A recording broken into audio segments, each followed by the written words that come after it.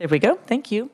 I have a bill introduction. This is actually a bill we heard last year pass out of the Senate, had an amendment on it that dealt with not just dams, but height of dams and such. So I have a small bill that only will affect irrigation district in Senate District 36 on their election process with their mail-in ballots. Any questions or objections to the introduction to that bill? Seeing none, that is introduced. We'll have a clean start. There you go.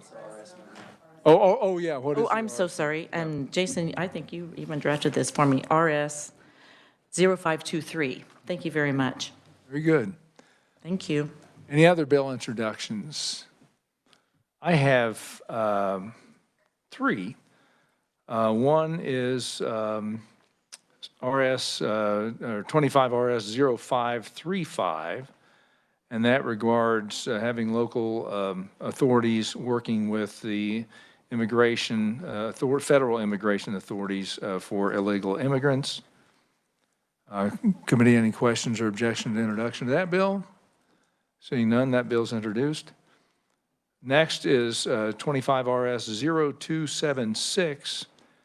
That has to deal with conflict of interest for major projects in counties, forcing any public official who has substantial interest in those projects to recuse themselves. Committee, any questions or objections to introduction to that bill? Seeing none, that's introduced. And then finally, 25 RS 0248, which has to do with the making uniform nomenclature for THC within the statutes that currently exist for the KBI. They requested that. Committee, any questions or objection to introduction of that bill? Seeing none, that is introduced. Any other bill introductions? Seeing none, we'll move on. Committee, you have some confirmation packets that were handed out. This will be for next week. We're going to be hearing the appointment of Colonel Carlin Williams. So these are confidential for you to look at and make sure that when we have his hearing on Wednesday, bring those packets back with you. And obviously, hopefully he'll get around to see you all. I think what we're going to do, I was going to work Senate Bill 4 first, but I think I'm going to put that toward the end because Senator Titus is here and I want to be respectful of his time. So I think we're going to have the hearing on Senate Bill 1 first and then work Senate Bill 4 at the end of the day here. So first I'll have Jason give us a quick overview of Senate Bill 1. Jason? Thank you, Mr. Chairman, members of the committee. Senate Bill 1 deals with establishing the standard time for the entire state of Kansas. Under federal law establishes standard time as the official time for the United States, and then establishes daylight savings time for that period, as you well know, from approximately March to November when we move the clocks, and then we return to standard time. Federal law allows a state to opt out of daylight saving time, and so the state can, of its own volition, just observe standard time year-round. I believe Arizona is the only full state that does so currently, and there are portions of, I believe, Indiana that do so as well. Senate Bill 1 would have Kansas join Arizona in that, on 2 a.m. on the first Sunday of November in 2025, the state of Kansas would just continue to observe standard time year-round from that day going forward. And so in the spring of 26, there would be no time change to daylight saving time if Senate Bill 1 were to be passed and in effect. The wrinkle to Senate Bill 1 is that it has a conditional provision that if Congress acts, because they are considering various legislation on this issue, if Congress acts to change the federal law so that daylight saving time becomes the permanent year-round time for the United States, then Kansas law would change accordingly upon enactment of that federal law to also observe daylight savings time year-round as well. And so you will see two additional sections in the bill.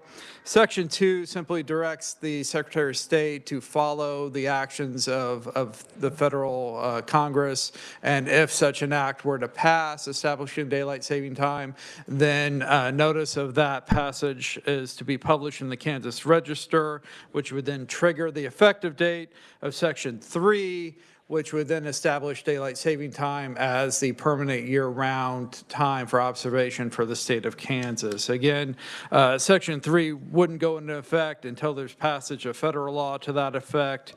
Otherwise, under Senate Bill 1, we would be observing standard time on a permanent basis year-round in the state of Kansas. With that, Mr. Chairman, I'd be happy to answer any questions. Thank you, Jason. Committee, any questions for our reviser? Seeing none, I think we're good. We have a couple proponents and a couple opponents, so I think what I'm going to do is allot a total of 10-minute block for each. And so we won't restrict any one testimony, but just bear in mind that you'll have a total of 10 minutes for the proponents, 10 for the opponents.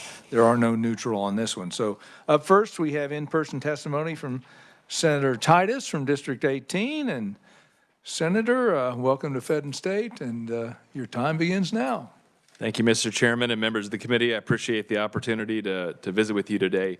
Just a little background, this bill essentially came from the request of several constituents that wanted us to explore the issue, and so I thought it was something that, given that there had been some national attention in the last couple of years, I thought it was a good time as a state to take a look at this and explore the issue. So that's sort of the motivation for introducing this bill. As Revisor Long mentioned, as a state, we really only have one option under the current federal law, and that's to opt out of daylight savings time. So when looking at how to put this together, if we want to stop changing clocks, then going to permanent standard time is the option on the table for us. So when this bill went out, I got calls and emails from people all over the state sharing their opinions. And I can say, of course, this is anecdotal, but one thing that 98% of the people that reached out to me agreed on is they love the idea of not changing their clocks. Almost nobody disagrees with that. Where it's a little murkier is, should we be on permanent daylight time or permanent standard time? And from my unofficial survey, I couldn't get a clear consensus, maybe a little bit more one way or the other, but that's really where people are divided. So one of the things I did when I decided to bring this forward is I wanted to look at the research and say which would be better, and is this a good idea? And if you look at the material and the research and the data that's available, there's a nearly universal consensus among health experts that standard time is better for us because it aligns with our circadian rhythms and our sleep cycles. And it just sort of fits the way people naturally want to wake up and go to sleep. But the benefits that spin from that, it leads to mental health benefits. It reduces vehicle accidents. And the other thing, it is better for children for their educational outcomes where that's been measured. So that's really the main reason I decided that this was a good idea to really take a look at standard time, because it's healthier. Some of the things you'll hear about daylight time is they'll actually bring a lot of the same arguments and say all of those things are better under daylight time. However, I've provided a number of references in my written testimony. You can look at that there. There's a lot of people that feel that way, but there isn't data that supports that position. So the other things I would point out when you hear the testimony about permanent daylight time as something we should maybe wait for, this was tried in 1974 during the oil crisis. President Nixon put it in place, and it was so unpopular that it was revoked within a year almost. Before, I found some old polling, and before that went into effect, 79% of the public thought it was a great idea. After one winter on permanent daylight savings time, support for that position was 42%. And the main reason was, if you walk outside at 7 a.m. now and pretend that it's 8 o'clock, you'll see it's pitch black and we're sending kids to school in the dark every day, and it really became a safety issue. So I don't think anything has really changed, so I don't think permanent daylight time is a viable option. So if we want to get out of the clock switching business, I think this is our first approach. So I'd be happy to stand for any questions. Okay, I think we'll have testimony, well, actually, because you may have another committee. Any questions for Senator Titus at this point? Senator Faust-Godot. Thank you, Mr. Chairman. Senator Titus. So how would this affect, and maybe it will, maybe it won't, but how would it affect, so automatically, our cell phones, it changes the time. How, and would this be, whereas employers who are, would they be required to follow the rules of Senate Bill 1? Thank you, Mr. Chairman. Senator Titus? Yeah, absolutely. Thank you, Senator Goodell. The cell phones have the geofencing and all of that works. People in Arizona aren't having the wrong times on their phones all the time. So the technology piece will work itself out. As to, employers, they can, the time on the clock will be the time on the clock. They can certainly set the work hours they want. But, I'd point out there are these boundaries that already exist. We have, I think, 4 counties that are on mountain time, and they seem to manage the difference. There are, that Illinois-Indiana line. There are states that people work across metro areas where this is already an issue, and folks have found a way to manage it. Just to follow up, Mr. Chairman, and I do agree with you, because I leave out like at 5 in the morning just to go to McDonald's for coffee, and I'll sometimes sit there in my vehicle just to watch out for the kiddos that are on the bus stop, and it's still so dark, so I agree with you there. Thank you, Mr. Chairman. Any other questions? Seeing none, thank you, Senator. Appreciate it very much. Next up, we have JP from Save Standard Time, and Jay is on WebEx. And Jay, welcome to committee. Thank you for having me. Can you hear me well enough? Yes, we're in good shape. Thank you. Okay. Chair Thompson, Vice Chair Blue, Member Foscato, thank you for having me here. My name is JP, last name is spelled PEA. I'm the president of Save Standard Time. I'm also the co-chair for the Coalition for Permanent Standard Time. I've been working on this issue since 2019. I want to say yes on SB 1 from Senator Titus, and I want to thank the author for bringing this bill forward. Standard time is the honest-to-God sundial time where 12 p.m. corresponds closely to high noon. It's what my great-grandfather, who was a farmer, taught me to tell the time from the sun's position in the sky. It balances the morning and the evening light for all walks of life. And that morning light is especially important for school children, for commuters, for farmers, construction workers, for service personnel, for everybody who has to get up and go to work or school in the morning. They need that morning sunlight to feel awake and alert, to perform well, and to be safe. This permanent standard time is endorsed by the National Safety Council, the American Academy of Sleep Medicine, even Bloomberg editorial board, many journalists on the left and the right. There are hundreds of studies spanning decades of history showing this is the healthiest, safest way to go.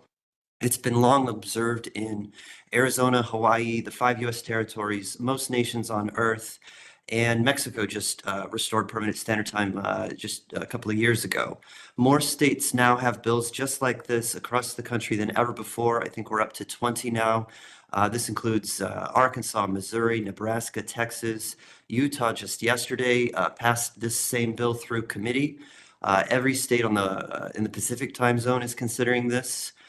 Governor of Colorado, Jared Polis, has said he supports it. The Texas Agriculture Commissioner, Sid Miller, says he supports it. Even President Trump has said he wants to eliminate daylight saving time. It is federally pre-approved for you right now. This is how the law is designed.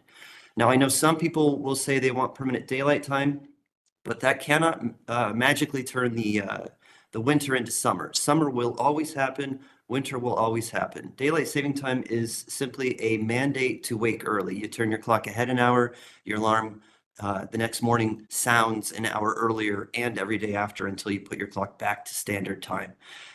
Permanent daylight time would put the sunrise past 8 o'clock in the morning for 3 to 4 months in Kansas. It would make the sunrise as late as 9 o'clock in the morning. Your sunrise in Topeka today was 7:37 a.m. Central Standard Time. Permanent daylight time would make that 8:37. It does not go well.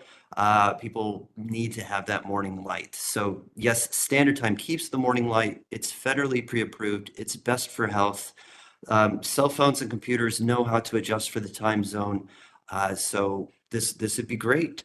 I'd be glad to answer any questions if you have any. And I thank you again for considering this bill yes on SB 1. Thank you, Jay. Committee, any questions for Jay? Seeing none, appreciate your testimony, sir. Thanks again. We have proponent written testimony available in your S drive from 4 different folks. And so you can review that, committee, at your leisure. Next, and again, there's no neutral testimony, so opponent in person, we have Clay Barker from the Deputy Secretary of State, and we'll give a 10-minute block there. So, Thank you, Mr. Chair. And my testimony will be short. We have no position whatsoever on the standard times, daylight time issue. Our only concern was Section 2A that puts the Secretary of State in charge of monitoring federal law. And first of all, if this becomes law, we'll of course get it done. And I'd imagine if this becomes a federal law, it will be such national-wide news, everyone knows it. Our concern was if this gets buried in some sort of omnibus bill, and we don't have the capacity or the experience of monitoring the feds. None of our agencies, except a little bit with elections, actually interacts with them. And I didn't know if there was a better agency to monitor it. I assume we were named in here because we control the Kansas Register and would publish it, but that's our only concern, Mr. Chair. okay, thank you, Clay. Committee, any questions for Clay while he's up there? Senator Dietrich. Thank you, Mr. Chair. That is an excellent point. So what agency would you recommend? Senator, I don't know who to pass it off to. I don't know what agency in the federal or in the state government spends a lot of time monitoring federal activity. I assume something like this would have to percolate through committees. There'd be early warning. And again, it may be such important national news, we'd all know about it before it happened. Thank you. Any other questions? Senator Gossage. She took my question. Okay, there you go. Any others? Seeing none, thank you, Clay. Appreciate it. Okay, next up, and I'm going to butcher the last name here, Allison Mazie, okay, of Kansas Association of Broadcasters. Allison, welcome to Federal and State Affairs. Thank you. Thank you for having me. And actually, my testimony is neutral, so I apologize if that's something we need to correct on our end. But as you said, I'm Allison Mazie. I'm president of the Kansas Association of Broadcasters, representing 260 member stations across Kansas. Today, I'm here to provide neutral testimony on Senate Bill 1. And we're neutral because we understand that the majority of people support the idea of permanent daylight saving time for its potential convenience, sunlight, and consistency. However, as a representative of Kansas broadcasters, we must raise important concerns about its unintended consequences for AM radio stations and the communities they serve. A move to permanent daylight savings time would delay sunrise times during fall and winter months, pushing back the hours when AM radio stations are allowed to operate at full power. These restrictions are set by FCC regulations to prevent signal interference with other AM radio stations, as AM radio waves travel much further at night due to atmospheric conditions. Without adjustments to these rules, many AM stations would lose significant portions of their critical morning drives, moments when communities rely on updates like school closings, weather alerts, and local news. Kansas has 28 AM stations with daytime and nighttime coverage differences, most of which serve rural areas where access to reliable information is limited. For an example of this, please see the coverage maps included in my written testimony that show the difference of daytime versus nighttime coverage areas for KFRM, an AM station in Clay Center. Past FCC actions, such as those following the Energy Policy Act of 2005, have shown that obtaining timely and effective regulatory change is not guaranteed. This makes it essential that any move toward permanent daylight saving time be preceded by regulatory updates to sunrise and sunset operating times. We urge the committee to ensure that these critical issues are addressed in collaboration with the FCC before any permanent time changes are made. Thank you, and I am here to stand for questions at the appropriate time. Thank you, Allison. Senator Gossage. When I read your testimony, I thought maybe they didn't understand the bill. The way I understand the bill is we would be exempt from daylight savings time, so it would be permanent standard time. Moving the clock forward and backward, or not moving the clock We forward have and backward? standard time, as the revisor was saying. So what I'm hearing you say is permanent daylight savings time, and there's daylight savings time, which is that March through November time where we change our clocks. That's daylight savings time. Otherwise, it's considered standard time.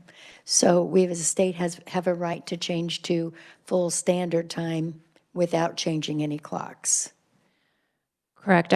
I'll look and ensure I didn't use the incorrect phrasing, but if sunrise and sunset times change and we're inconsistent with the rest of the nation, it would still affect those coverage times because it's set on, you turn down the dial on how far your signal can go depending on the time of when the sun rises. So we'll go back and I'll confer with my lobbyists to ensure we're understanding it correctly, but Yes. this is something to consider that's pretty niche, that most people, an industry that people aren't considering when looking at changing our sunrise and sunset times. Thank you for your testimony. I just wanted to clarify. So yes, if you could clarify with them, it would not be. All right, thank you. We don't have that option. I have several of my constituents who said, oh, if they're going to change it, please make it permanent daylight savings time. I prefer that. And then others who said, no, I want permanent standard. We don't have the option, as we heard, to go to permanent daylight savings time, only permanent standard. Thank you. Thank you, Mr. Chair. Senator Thomas. Thank you, Mr. Chair. So just a quick interesting comment. So I work outside of legislature for a company that's based out of California. So it's interesting. We operate on their time, so we work 10 to 7. So this is actually going to be quite fun because at some point we'll switch to 9 to 6 and then back to 10 to 7. And so that'll raise all kinds of fun for some people at work that are set on that time. But that's besides the point. Enough about me. Question for you. I haven't heard anybody talk about money. And I've heard when they talk about the feds removing this or changing the time, at one point a couple of years ago, I can't remember, somebody explained to me there was actually a cost savings to doing this, but I haven't heard anybody talk about it today. So I'd be interested to know if there's any financial benefit to doing this or not. And that's just a general question, really, to anybody. I don't know if you can comment on that, Allison, or not. I do know, for example, I worked in the broadcast industry on radio and television. Clear channels, and I think they still exist, are a big deal, which is what you were talking about, reducing the AM power. But also, if you're near a state line, I've heard from broadcasters who their clock would change, even the FM radio, because if they're broadcasting over into Missouri, for example, a morning show which might have higher ad rates would have to either expand their show so that they wouldn't be affecting their clock in Missouri. Is that what you're hearing from your broadcasters? Well, and something to consider kind of along that is the Kansas City Metro. It just makes it hard when it's kind of patchwork state by state and we're not all following the same time zone or same time standards. It's really problematic given that our coverages extend into multiple states. So the broadcasters would have to follow whatever state they're licensed to. But that would affect, our border areas quite a bit. And given that we have such a large metro spanning 2 states, it's And stations in both states broadcasting their footprint either way. Right. Yeah. Senator Tyson. Thank you, Mr. Chairman. I wasn't going to comment on this, but coming from the technology industry, there are many unintended consequences with this. Many software updates, many systems have to be, and if we look nationwide, I'm not trying to rain on this bill by any means, just pointing out a fact that Indiana and Arizona were the only 2 states in the nation that did not recognize daylight savings time. And a few years ago, Indiana joined the rest of the states And they said it was a positive economic impact to their state when they came in with the rest of the nation. So I love the idea. I'm hoping the nation moves on it. I caution Kansas as being one of the first ones to move alone. But I don't want to kill his bill. So, thank you. Any other questions for Allison? Senator Gossage. Not necessarily for Allison, just a comment, and that is I have a son who lives in Arizona, and his business is all over the country, and he has employees that are all over the country, but it's just pretty much everybody knows, okay, that's Arizona. You know what, and here in Kansas, we have 2 different time zones. You know, we have some people out in western Kansas that are in the Rocky Mountain time zone, and they already have to deal with, okay, we're in a different time zone than the rest of Kansas. But I know that my constituents, by and large, when Senator Titus put this out earlier, I just kind of reached out to my constituents, what are your thoughts? Overwhelmingly was, I'm tired of having to change my clock. Let's just have one or the other. Thank you. Thank you, Senator. Any other? Seeing none, thank you, Allison. Appreciate it very much. Okay, we will close the hearing on Senate Bill 1, and we're going to move to working Senate Bill 4. And just as a quick review, even though we heard it yesterday, I'll have Jason give us a very quick overview of that bill before we start to work it. Yes, Senator. Thank you, Mr. Chair. I did check the calendar yesterday to see if work on bills previously heard was in the calendar, and did not see that. And in fact, even remarked to another senator, well, we have time now over the weekend to look at some things. One thing I haven't had a chance to check was what was the wording prior to this change? What was the wording in 2016 prior to the change? Because I don't know that Section B of the bill is needed.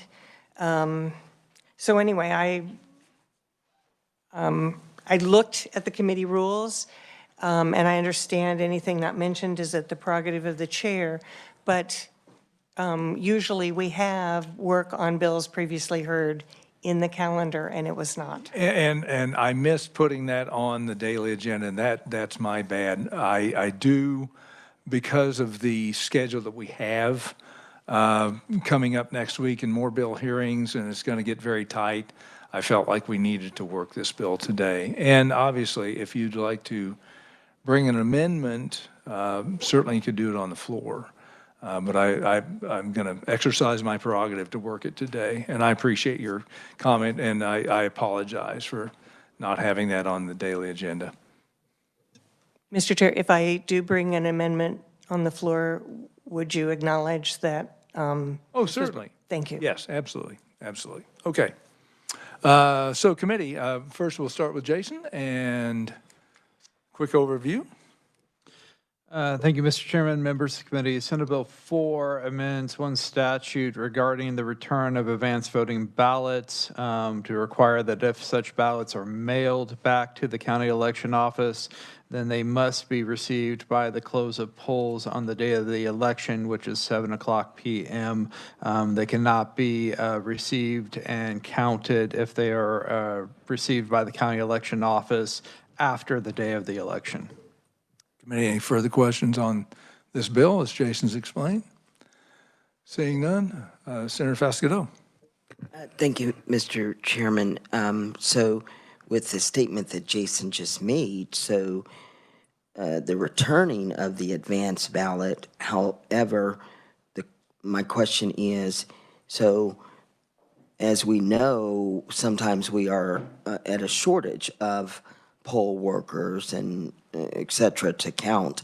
I know even in Wichita, Sedgwick County commissioners have a time that they count provisional ballots. So would that affect the votes being counted and recorded to determine that the winner of that election? So did that make sense? Jason. Thank you.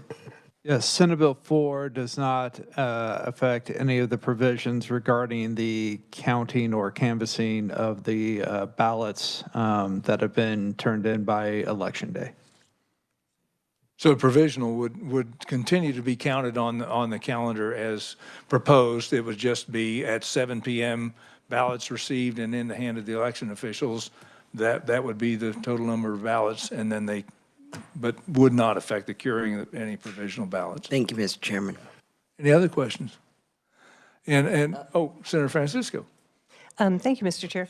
So Section 1 talks about ballots received in the office of the county election officer or any polling place. It does not mention drop boxes or ballot drop boxes. And so I want to know from the reviser if there is another reference to that somewhere else in our statutes, or would we need to consider making sure that if you got a ballot into a drop box by 7 p.m., that would also count? I'm assuming a drop box is not a polling place. Jason. I will, of course, defer to the Secretary of State's office for confirmation on this. Ballot drop boxes are not referred to under state election laws. My understanding is they are considered an extension of the county election office, and that any ballots deposited into a ballot drop box by 7 p.m. on election day would be considered returned to the county election office. But again, I would defer to the Secretary of State's office for confirmation. If we get Brian Cassidy come up and make a comment on that. Brian, I see interrupting your cell phone time, but sorry about that. It's quite okay. It was nothing productive. I am confirming what Jason said. Yes, that is, it is not specifically mentioned in statute, but that is exactly how the Secretary of State has interpreted the use of drop boxes going back 30 years. Senator Francisco. So then my question would be, would it be helpful to mention that in statute, since I think this, again, the Secretary of State has encouraged people to use drop boxes. And so should that be an interpretation, or should we be clear that that is to be considered in that manner? I don't know. Senator Dietrich. Thank you, Senator Thompson. I think I confused myself, or he confused me. Could he step to the podium again? Sure. Brian? Brian? So Shawnee County, as large as we are, we only have one drop box, and that's at the election office. So that's an easy one to, at 7 o'clock, go out, pull the ballots out and bring them in. But in Wabunsee County, we have more than one at different geographic locations. So how does that work? Does somebody have to be standing there at 7 p.m. and Not one somebody, but two somebodies. Two somebodies. In every single drop box in every single county in the state at 7 p.m., two people, one of each party, lock those down immediately at 7 o'clock across the state in every county, be it 1 or be it 50. Are you saying they do that now, regardless of this statute? Yes, they do that now at our direction. Thank you. Okay. Any other questions? Much clearer, thank you. Yes, that clarification is always good. Any other questions, committee? Seeing none, and I do want to make mention, because I know Senator Francisco brought this up yesterday about subsection B of section 1. If we were, with regard to the deadline for the receipt of the mail advance ballots by the county election official shall be 7 p.m., if we were drafting this bill out of whole cloth, we probably wouldn't need that, but even though it seems redundant, it does express the will of the legislature, I believe. And so leaving that in there probably is, at least in my opinion, a good idea. So any other questions, committee? Senator Francisco. Thank you, Mr. Chair. I know one of the things that we heard in the testimony was that Kansas has the shortest amount of time between mailing the ballots and the date that they have to be in. So I would just be interested either now or before this comes to the floor, if people have any ideas about other mechanisms to make sure that there is adequate time. Clearly, every state's having trouble with postal delivery, but having this tight frame line makes that more difficult for our state. Yes, and as you recall, we did discuss that last year about tacking 2 or 3 days onto the front end. But it ran into a weekend, it got very convoluted, and rather than trying to do something that we would regret at this point, I think, we could explore that in another bill, extending the time to help out and get some testimony. I think that'd be probably more productive than trying to do that here. So, any other questions, committee? Seeing none, I'd entertain a motion on this bill. Senator Blue. Thank you, Mr. Chair. I move that we pass out Senate Bill 4 favorably for passage. And a second by Senator Murphy, I saw first. Any further discussion? Seeing none, all those in favor of passing out Senate Bill 4 favorably, say aye. Aye. All those opposed, no? No. The ayes have it. Senate Bill 4 is heading to the Senate floor. That is all that Senator Francisco. Thank you, Mr. Chair. I would like to be recorded. Okay, your vote recorded. Sorry about that. Senator Falsgado, no? Okay. Any others? Okay, seeing none, we have no meeting tomorrow. Monday, we do have some hearings scheduled, and I appreciate your work today on both of these bills. We are adjourned.